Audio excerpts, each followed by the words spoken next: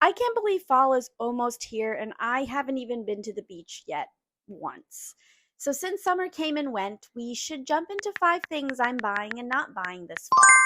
1. Quality layers. This year, I'm investing in 1 or 2 quality layering pieces, like a real wool coat that actually lasts and will keep me warm during those cold New York nights. And then a really thick knitted boxy sweater that I can pull over a turtleneck or a thermal shirt.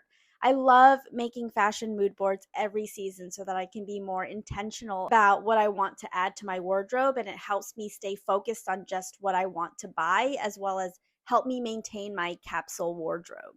Number 2, fall produce and pantry staples. Something about apples, squash, pumpkin, everything, and sweet potatoes during fall just makes everything so comforting as the season gets chillier. Not only that, it'll be a nice way to add these bright and hearty foods to spruce up my meals during the week.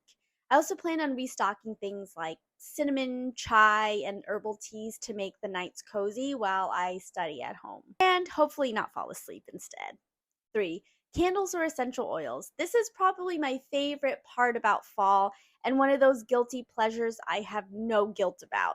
Not only is it a great and inexpensive way to make your place feel like fall, candlelit spaces also make the place feel warmer and cozier, especially during the cold seasons. So, I make it a whole ritual to go to the store to smell all the scents and pick one lucky winner to go home with me. For me, I really enjoy a nice apple cinnamon or scent or fall leaves. If you don't want to go all out because candles can get pricey, I recommend going to a Marshall's or a TJ Maxx. They have a wide selection at very low prices. 4. A digital book or course. Because I feel like the summer is a time to reset and relax, I treat fall as the start of my year, the time to really grind and get clear about what I want to achieve before the next summer rolls around. So, I recently decided that every fall I will either invest in a class subscription or a book that'll teach me some kind of skill or help me improve a skill I already have, whether that's photography, writing, or editing videos. This year, I decided to invest in a beginner's class to learn AI since it's something that's up and coming, no matter what your career is. 5. School supplies. It's been years since I've been in school, so I thought I'd start my year off right as a master's student by getting a real backpack, some new pens, and a fresh new notebook. It's easy to get sucked into the back to school deals and buy the cutest pens and notebooks, especially for someone who hasn't gone to school for some time now. But I think years of minimalism has given me the willpower to say no and stick with the essentials. But stay tuned for a video coming soon where you get to take a look into my minimalist backpack and how I organize all of my school supplies. Next, I'm jumping into 5 things I will not be buying or falling for, no pun intended.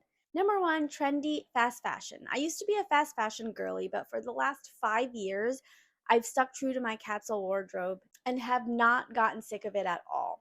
Not only that, shopping my closet helps me save money, get creative putting together outfits, and saves me time from having to think about what to wear. Instead of switching out your clothes for what's in at the moment, curate a wardrobe that fits well, one where you love how you look in every piece and one that makes you feel confident every time. Once you've built and solidified your capsule and made every piece intentional for your collection, it becomes your identity and your brand, which makes it easier to say no to trends and fast fashion. Number 2, seasonal decor. Seasonal decor is one of the biggest consumer traps in American culture, and I feel like it's only gotten worse because holiday and seasonal items come out months in advance so that our minds start thinking about buying things way in advance without us even noticing it.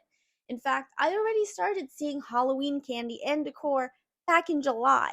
Then, once you've given in to buying seasonal decor, companies make you feel like your decor is irrelevant the next year, making you want to buy new items. If you're someone who doesn't mind reusing decor, I definitely recommend doing that and perhaps using what you already have around the house to spruce those old seasonal decor items up, like using a vase you haven't used for a while or painting them with a new design.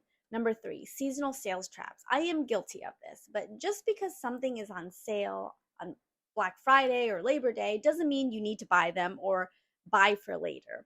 If you want to go to Black Friday, have a prepared list of items you know for a fact you need now. But also ask yourself if you really need it. If you've gone this far without it, do you really need it? If it's something you really want, try the wait a week or a month trick to see if you still want it by the end of that waiting period.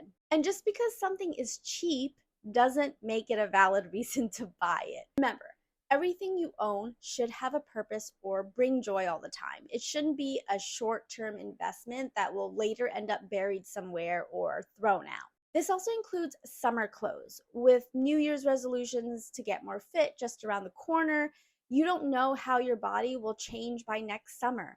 So you don't want to take a risk of buying things on sale and not being able to return them if you don't fit them later. Number four, duplicate items. I know some people will argue that buying duplicate items when they're on sale is a good way to save money, especially if you're unemployed or low income. That's fine if it's benefiting you. And if it's a necessity like toilet paper, by all means, invest in duplicate sale items. But if you're someone who just buys sale items for the sake of it, think again. I used to load up on skincare products, for instance, whenever they went on sale. And not only did I have so many products just sitting there, the items were losing potency each year they sat there. Unless you know you will use the duplicate soon, I don't recommend loading up because chances are you'll forget about what you already have, buy it again, and end up having a cluttering issue in the long run. And some things like skincare might expire. And lastly, item number five, makeup. With my summer tan still in full effect, I'm going to hold off on buying any new makeup that may not match my skin tone in a few months once my tan goes away. Sad. This way, when I'm ready to transition to lighter makeup, I can find the right shade. Also, I love a good fall makeup look, so as a minimalist, I invested in a neutral palette that allows me to do fall makeup with darker browns and lighter makeup for warmer seasons without having to buy separate shadow palettes. And those are my five buys and no buys for fall. Comment down below what you plan on buying and not buying this fall season. And don't forget to like and subscribe for more tips on how to live more intentionally. I'll see you guys later.